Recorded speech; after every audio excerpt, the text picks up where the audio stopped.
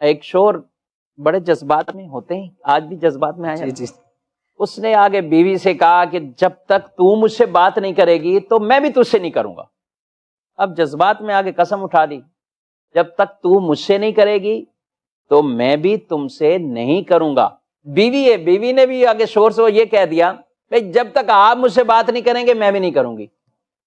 اب دونوں نے قسمیں اٹھا لی۔ ہوتا ہے ناظرین، ابھی بھی ایسے سے واقعات ہے، جمیل صاحب کو معلوم ہے کہ کس طرح کے واقعات بس اوقات دارالفتہ میں، کیا خیال جمیل صاحب؟ بالکل ابھی بھی ایسے آ جاتے ہیں۔ اب دونوں نے یہ قسم والا معاملہ تو اٹھا لیا، اب کریں تو کریں کیا؟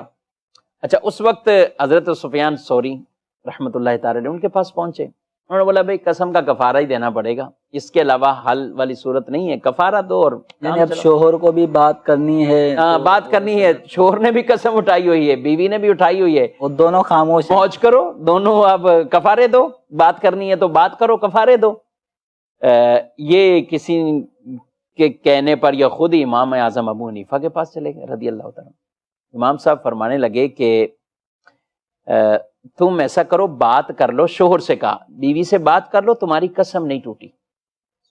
بات بڑی حیران والی، تمہاری قسم نہیں ٹوٹے گی، نہ تمہاری ٹوٹے گی نہ اس کی ٹوٹے گی، تم جا کے بات کر لو۔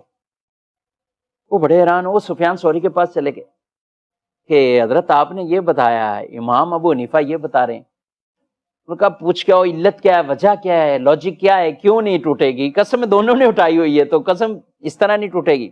وہ آئے تو امام اعظم ابو حنیفہ رضی اللہ تعالیٰ عنہ نے فرمایا کہ جب تم نے یہ کہا تھا اپنی بیوی سے کہ جب تک تم مجھ سے بات نہیں کرو گی میں بھی تم سے نہیں کروں گا، تو اب یہ موقوف ہوا بیوی کی کلام، بیوی کے کلام اور بیوی کی بات کرنے پر، اور بیوی نے فوراً یہ کہہ دیا جب تک آپ نہیں کرو گے تو میں بھی نہیں کروں گی۔ یعنی بیوی نے بات تو بیوی نے کر تو لی بات، تو جب بیوی نے بات کر لی تو شوہر کی تو قسم کا معاملہ ہی نہیں ہوا، اب پیچھے رہا بیوی کا۔